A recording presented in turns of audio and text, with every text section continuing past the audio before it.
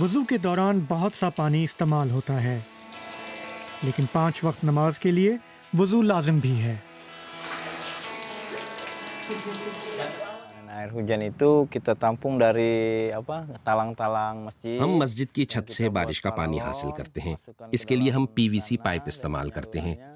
پھر پانی نیچے سے اوپر ٹاورز میں جاتا ہے۔ ایک واٹر ٹاور میں 4100 لیٹر پانی ذخیرہ کرنے کی گنجائش ہے، اور ہمارے پاس ایسے 10 واٹر ٹاورز ہیں۔ Kita ada 10 toren. Nah itu. Kalau hujannya terlalu اگر بارش بہت تیز ہو اور واٹر ٹاورز بھر بھی جائیں تو باقی پانی پائپوں کے ذریعے واپس زمین پر یا کنویں میں چلا جاتا ہے۔ Dia kembali lagi ke bumi lagi, ke tanah lagi, balik lagi ke sumur. Dengan kita aliri paralon-paralon. وضو کا استعمال شدہ پانی یہاں جمع ہوتا ہے اور پھر پائپوں کے ذریعے زیر زمین مشین میں پہنچ کر فلٹر کیا جاتا ہے۔ Setelah masuk ke penampungan air, ada pipa ke dalam di bawah tanah sana, masuklah ke mesin daur ulang itu sendiri. یوں پانی ضائع ہونے سے بچایا جاتا ہے اور اسے صاف کیا جاتا ہے، اور وہ بھی ایسے کہ بجلی کم استعمال ہو اور فضا کو آلودہ کرنے والی گیسوں کا اخراج بھی محدود رہے۔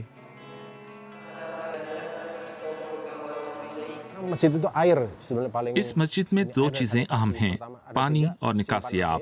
اس کے علاوہ 3 مزید پروگرامز ہیں: پانی کی بچت، اس کا مؤثر استعمال اور اس کا تحفظ۔ پانی کی بچت یہ ہے کہ پانی پودوں کو دیا جائے، بارش کا پانی حاصل کیا جائے، گاؤں کے تالاب بھرے جائیں اور پھر اسے دوبارہ قابل استعمال بنایا جائے۔ لیکن اس کے لیے پانی کو ضائع ہونے سے بچانا اور جمع کرنا ضروری ہے، کیونکہ مساجد میں وضو کی وجہ سے بہت سا پانی استعمال ہوتا ہے۔ یہ پانی ضائع نہیں ہونا چاہیے، بلکہ اسے کنووں میں ذخیرہ کیا جانا چاہیے، کیونکہ وضو کا پانی خاصا صاف ہوتا ہے۔ پھر ہے پانی کی بچت، یعنی وضو میں پانی کا استعمال کفایت شعاری سے کیا جائے تاکہ ری سائیکلنگ کم کرنا پڑے۔ اور تیسری اہم بات ہے کہ پانی کو محفوظ کیا جائے، یعنی پانی کو آلودگی سے بچایا جائے۔ یعنی دریا کا پانی صاف ہوتا ہے، اسے آلودگی سے بچایا جائے۔ اس کا مطلب یہ ہے کہ مساجد اپنا گندا پانی دریاؤں میں نہ پھینکیں۔ کوئی ایسا کرتا ہے تو گناہ کرتا ہے۔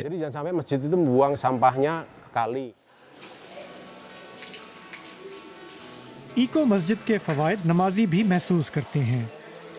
ان کے خیال میں اس سے لوگوں کی زندگی پر بہتر اثرات مرتب ہوں گے۔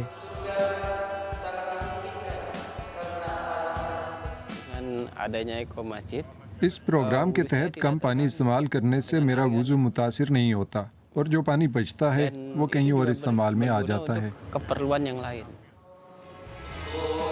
امید ہے کہ اب یہاں کے لوگ تحفظ ماحولیات میں اپنا کردار ادا کریں گے۔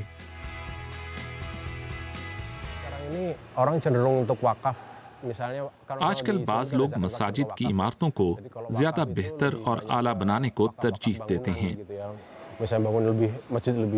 لیکن مساجد اور مدرسوں کی تعمیر اپنے ساتھ کئی مسائل لاتی ہے، مثلا گند، کچرا، پانی، بجلی اور توانائی کا نظام۔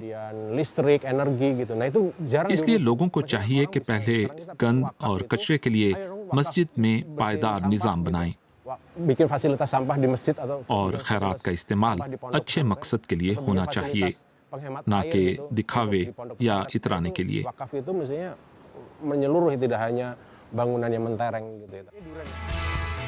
کرۂ ارض کا تحفظ ضرور ایک بہت بڑا کام ہے، لیکن ہم مل کر قدم آگے بڑھائیں تو سب کچھ ممکن ہے۔